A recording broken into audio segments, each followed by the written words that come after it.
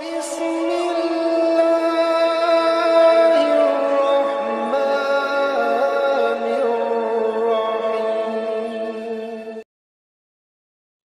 teman-teman yang dirahmati Allah, kalau kita punya masalah, kita coba bangun awareness, oh Allah pengen membersihkan dosa-dosa saya nih. Terus kita berdoa, ya Allah bantu saya, ya Allah tolonglah saya, istighfar. Saya kadang-kadang ngerasa nih, kalau ada dosa, ada kesalahan, ada kekeliruan yang saya lakukan, misalnya gitu, kalau saya nggak kuat istighfarnya, bentar lagi akan diuji sama Allah. Ujiannya macam-macam, alhamdulillahnya ujiannya masih ketahan. Pasti diuji sama Allah. Kalau istighfarnya nggak kuat, taubatnya tuh nggak kuat, langsung diuji sama Allah. Dan saya langsung sadar, oh benar berarti yang tadi ini lagi dihapus sama Allah nih. Perkencang lagi, perkuat lagi istighfar. Kenapa? Karena kalau istighfar kita kuat, berarti kan dosa kita dihapus dengan istighfar ya. Otomatis ujian kita durasinya berkurang. Makin kuat istighfar, makin berkurang. Kalau istighfarnya udah mantap, udah selesai, Allah cabut tuh ujian kita. Diganti dengan kebaikan. Jadi teman-teman, kita coba sadari, oh kalau Allah menguji saya, emang saya banyak dosa. Sebelum kita mencari kambing hitam, nyalahin orang lain, sebelum kita marah kepada orang lain, kadang wajar kita marah kepada orang lain gara-gara ucapannya, komennya, teks dari dia, wajar. Tapi sebelum itu, marah dulu kepada diri kita atas dosa dan kesalahan kita yang baru saja kita lakukan, atau yang dulu kita lakuin dan belum benar-benar kita tinggalkan. Kalau kita ngerasa banyak dosa di masa lalu sebelum kita taubat, hijrah, berarti mungkin itulah alasan kenapa sekarang kita diuji setelah hijrah. Kenapa agak-agak harus jungkir balik setelah kita hijrah? Kenapa harus sedikit berdarah-darah setelah kita hijrah? Anggap aja itu untuk mengkifarat, membersihkan dosa-dosa kita yang telah lalu. Supaya apa? Supaya kalau kita pulang kepada Allah, kita pulang dalam keadaan bersih, dan itu pasti akan menjadi orang yang paling beruntung. Daripada nanti diberesin di akhirat, mending diberesin di dunia kan? Soalnya kalau diberesin di akhirat itu lebih berat. Akhirat itu perlakuannya beda dengan di dunia. Di dunia kalau kita salah akan dibalas oleh Allah. Kalau kita belum taubat, dibalas oleh Allah sama. Tapi di akhirat ukurannya beda. Sehingga heran ya, kalau ada orang yang merasa beruntung lolos dari hukuman dunia, dia pikir dia udah lolos dari hukuman Allah. Mending dia beresin deh di dunia daripada nanti di akhir berlarut-larut. Itu bahaya banget. Kalau buat saya pribadi, dan saya yakin teman-teman juga kayak gitu, nggak mau ada masalah di akhirat, mending masalah di dunia aja. Tapi masalah di dunia juga kita nggak mau berlarut-larut, pengen cepat dimudahin sama Allah. Caranya istighfar. Tidaklah Allah memberikan kepada kita ujian kecuali salah satu alasannya pengen menghapuskan dosa.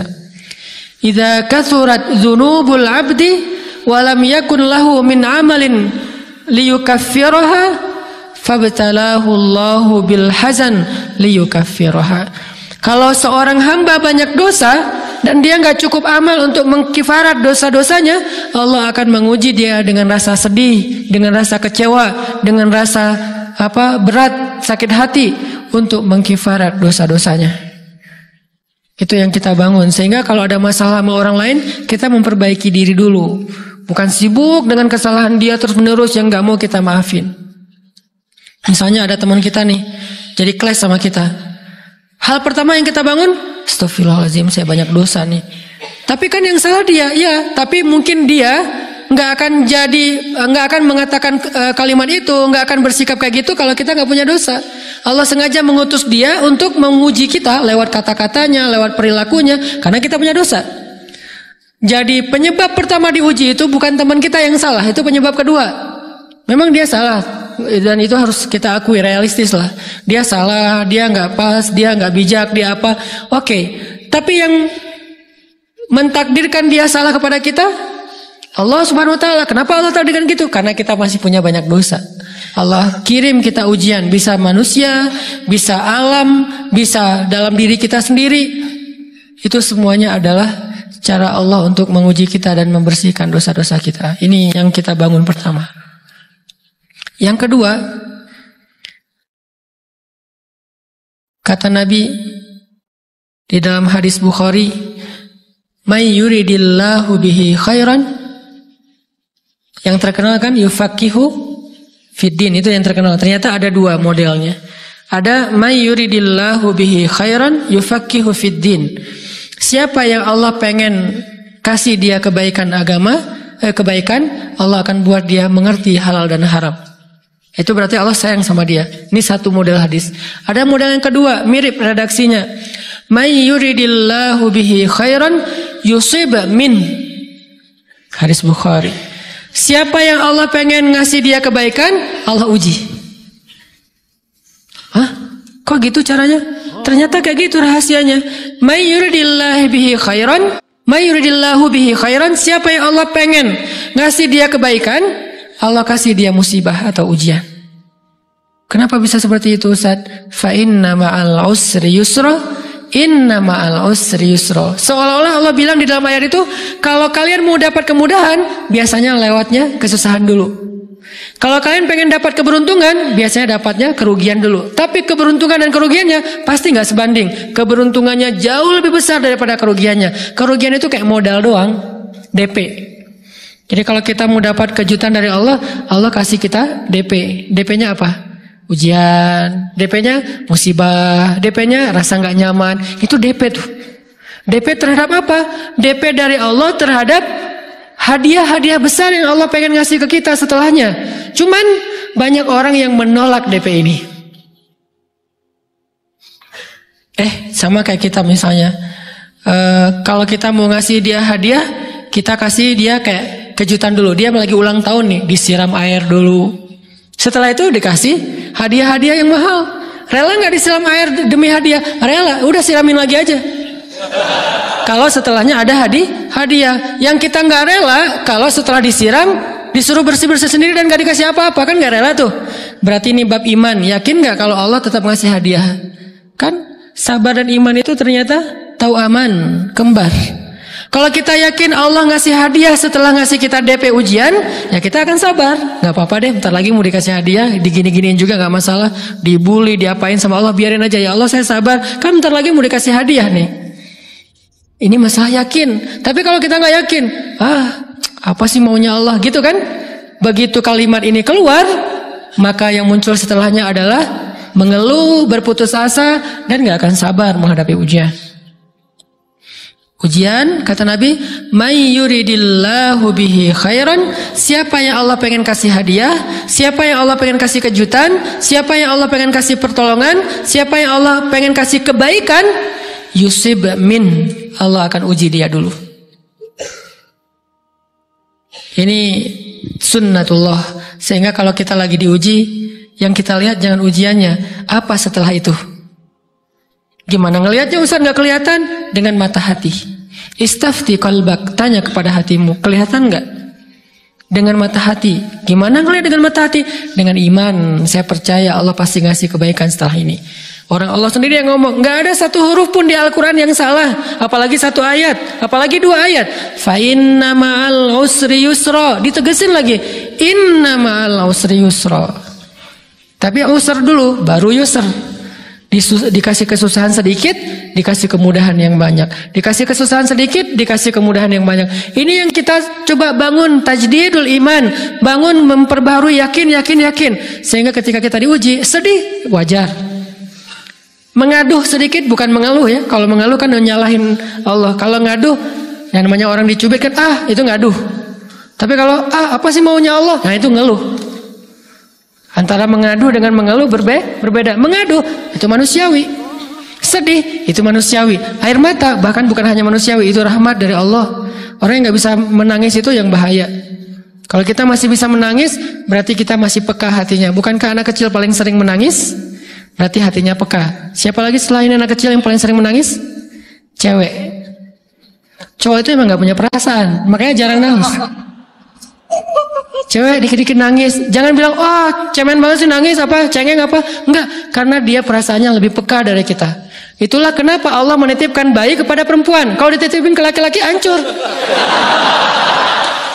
Di balik kepekaan perempuan, di balik sensitifnya perempuan, di balik perasaannya yang luar biasa, di situ Allah Subhanahu wa taala menitipkan amanah, dia yang paling baik dalam merawat bayinya. Perempuan secara umum mungkin lebih banyak bicara daripada laki-laki ya.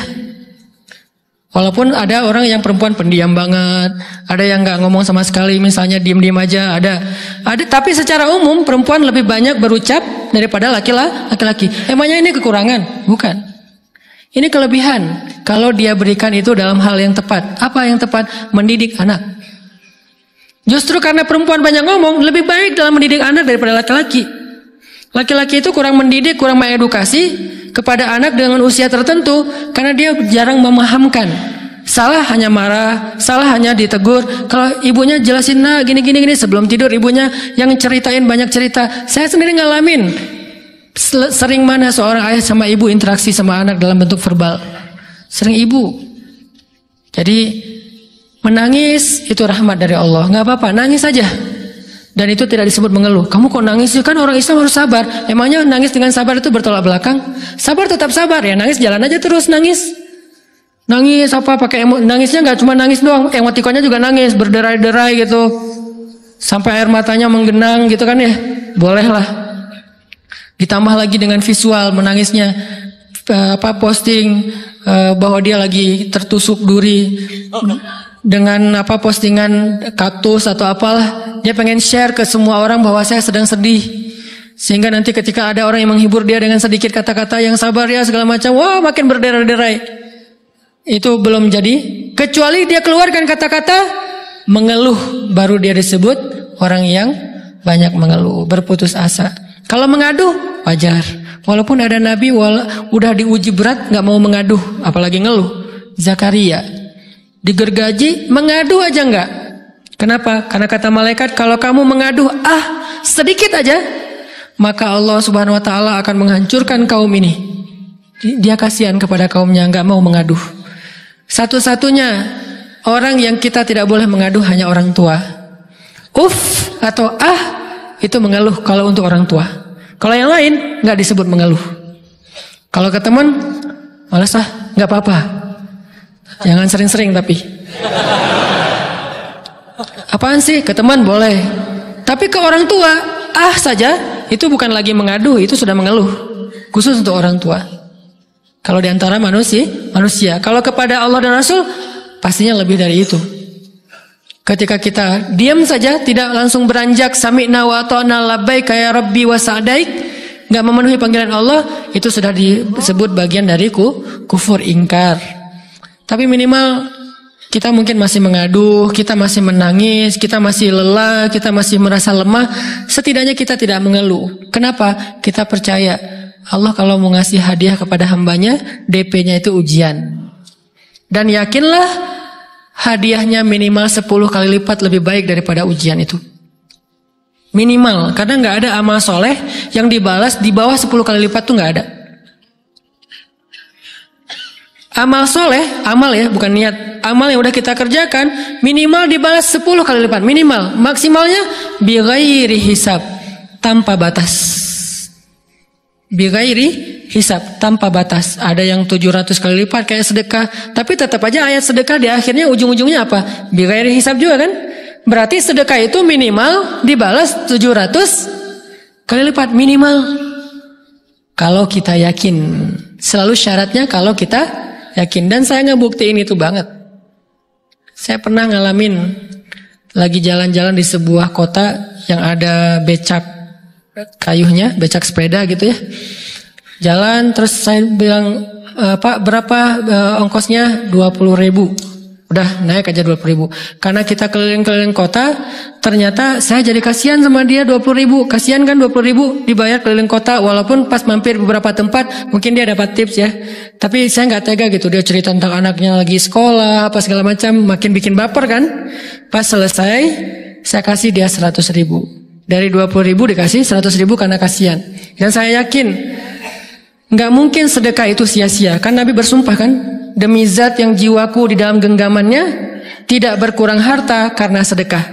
Demi Allah, kata Nabi, nggak berkurang harta karena sedekah. Berkurang harta karena belanja? Ya. Berkurang harta karena pacaran? Banget. Modal banget kan? Apalagi buat cowok. Tapi berkurang harta karena sedekah? Nggak mungkin, kata Nabi. Demi Allah nggak berkurang harta karena sedekah. Berkurang harta karena istri? Nggak. Karena memberi kepada istri itu pahalanya lebih gede daripada sedekah. Makanya ngemodalin pacaran setelah nikah itu tumbuh berkah. Modal pacaran sebelum nikah itu apes. Jadi kalau pengen modal nih, ngemodalin cewek, traktir, ngapa-ngapain, bayarin, jangan sebelum nikah. Sebelum nikah jadi orang pelit aja, nggak apa-apa. Tapi setelah nikah, jor-joran ngasih, apalagi yang, bayarin semuanya. Kenapa? Pahalanya lebih gede daripada sedekah, bahkan lebih gede daripada infak fi sabilillah. Seorang suami memberi nafkah istri, itu pahalanya terkadang lebih besar daripada kita berinfak untuk fi sabilillah, untuk korban perang. Saya heran kalau ada orang sedekahnya rajin tapi ke istrinya kikir, aneh, berarti dia nggak ngerti konsep. Padahal memberi kepada istri itu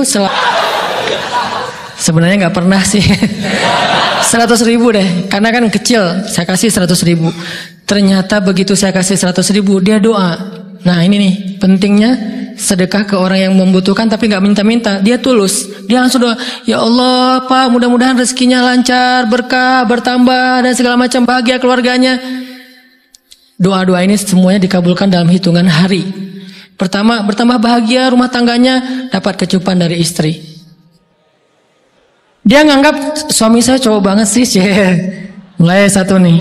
Dua, demi Allah, selang 15 jam kalau nggak salah, karena waktu itu malam, besok paginya ada orang yang ngejar-ngejar saya pengen ngasih hadiah. Ustadz, saya pengen ketemu Ustadz. Maaf, saya nggak bisa ketemu sekarang, lagi rush, lagi tight schedule, gitu-gitulah, sosok gaya nggak jelas gitu ya. Terus Ustadz, saya pengen banget ketemu. Dia nggak ngomong pengen ketemu apa. Kalau dia bilang mau ngasih duit kan langsung saya prioritaskan kan ya. Berhubung dia nggak ngomong, ya udahlah, saya sosok jual mahal gitu. Tapi yang namanya rezeki kan gimana kita tolak, dia datang kan. Saya nolak. Pokoknya sebentar aja, 5 menit nggak akan ganggu waktu Ustaz. Ya udah besok pagi ya pas breakfast gitu. Pakai gaya-gaya dikit breakfast. Pas breakfast, oh ya siap Ustaz. Jam berapa? Jam 8. Udah janjian jam 8. Mungkin orangnya nih dengar live streaming, Pak jazakumullah khair jaza. Makasih banyak, mudah-mudahan Allah tambahkan rezekinya. Terus beliau besok mau flight ke luar kota jam 8. Akhirnya ngubungin lagi malamnya, Pak Ustadz maaf gak bisa ketemu besok karena saya jam 8 itu jadwal terbang. Oh ya udah nggak apa-apa, seneng dong saya nggak jadi ketemu kan. Tahu gitu kan nyesel saya tuh, seneng. Besok pagi jam 6, Pak Ustadz alhamdulillah ternyata penerbangan saya di delay ke jam 11. Allah delay penerbangannya demi ngasih rezeki buat saya. Kan luar biasa kan? Nah, ini hikmah kepedean saya, kegeeran kepada Allah gitu. Di delay demi sah. Kan kadang-kadang GR ya di depan Allah ya. Robbi akraman kan gitu ayatnya. Allah memuliakan saya dengan istighfar tetap.